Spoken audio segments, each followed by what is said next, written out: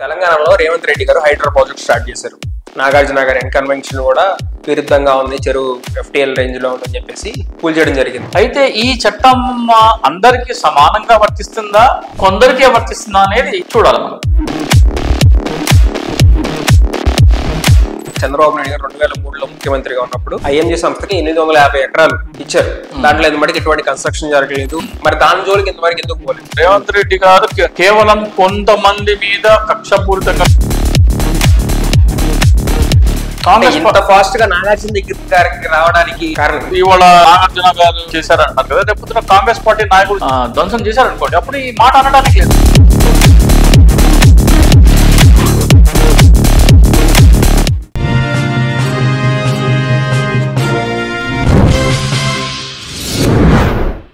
ఇప్పుడు తెలంగాణలో రేవంత్ రెడ్డి గారు హైడ్రా ప్రాజెక్ట్ స్టార్ట్ చేశారు. నాగార్జున గారి కన్వెన్షన్ కూడా విరుద్ధంగా ఉంది, చెరువు FTL రేంజ్ లో ఉందని చెప్పేసి కూల్చేయడం జరిగింది.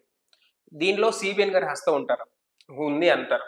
తెలంగాణలో ఈ వర్షాకాలం ఎస్పెషల్లీ నాలాలు ఆక్యుపై చేసి, చెరువులు ఆక్యుపై చేసేసి, హుస్సేన్ సాగర్ కూడా చాలా వరకు ఆక్యుపై చేస్తారు. సో అవన్నీ తగ్గిపోతున్నాయి. అవన్నీ తగ్గిపోతే మనకి పర్యావరణం దెబ్బతింటమే కాకుండా వరదలు వచ్చినప్పుడు చాలా ఇబ్బంది కలుగుతుంది. సో వాటిని నివారించాల్సిన బాధ్యత ప్రభుత్వాన్ని. కాబట్టి హైడ్రా ప్రాజెక్ట్ ఉద్దేశం అని మాత్రం 100% అప్రిషియేట్ చేయాల్సిన ఉద్దేశం. అయితే ఈ చట్టం అందరికీ సమానంగా వర్తిస్తుందా, కొందరికే వర్తిస్తుందా అనేది చూడాలి మనం. సో రేవంత్ రెడ్డి గారి మీద చంద్రబాబు నాయుడు గారి ప్రెషర్ ఉందని నేనైతే అనుకోవట్లేదు. ఆయన ప్రభుత్వము, ఆయనకున్న సలహాదారులు, ఆయనకుండే అడ్మినిస్ట్రేషన్, ఆయనకుండే ఆలోచనలు వాళ్ళు ఉంటాయి. మరి కోర్టు గతంలో గచ్చిపోలి దగ్గర చంద్రబాబు నాయుడు గారు 2003లో ముఖ్యమంత్రిగా ఉన్నప్పుడు IMG సంస్థకి 850 ఎకరాలు ఇచ్చారు. దాంట్లో మటుకు ఎటువంటి కన్స్ట్రక్షన్ జరగలేదు, సంస్థ పెట్టలేదు అని చెప్పేసి హైకోర్టు ఇచ్చింది. మీరు భూములు తీసుకుంటారా, మేము తీసుకోవాలా అని చెప్పేసి అడిగింది కోర్టు. మరి దాని జోలికి ఇంతవరకు ఎందుకు పోలేదు? తీసుకోవాలి. ఎప్పుడైతే AMG సంస్థ అక్కడ పెట్టలేదో ఆటోమేటిక్గా ప్రభుత్వం వెనక్కి తీసుకోవాలి. అదే చెప్తున్నాం కదా, రేవంత్ రెడ్డి గారు కేవలం కొంతమంది మీద కక్షపూరితంగా వ్యవహరిస్తున్నారా, లేకపోతే తన పార్టీలో ఎవరైనా ఉన్నా కానీ తన పార్టీ వాళ్ళని కూడా అందరినీ సమానంగా, చట్టం అందరికీ సమానంగా వర్తింపజేస్తున్నారా అనేది మొత్తం మనకి ప్రాసెస్ ఇప్పుడే కదా స్టార్ట్ అయింది.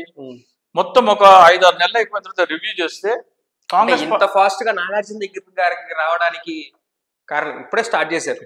దాన్ని మరి చాలా మరి కోర్టు ఆర్డర్ ఇచ్చి 4 నెలలు అయిపోయింది. కోర్టు ఆర్డర్ ఇచ్చి 4 నెలలు అయిపోయింది. రామోజీ ఫిలిం సిటీ కానివ్వండి, రామోజీ ఫిలిం సిటీ కూడా కనుక ఆక్యుపై చేస్తే స్పేర్ చేయకూడదు.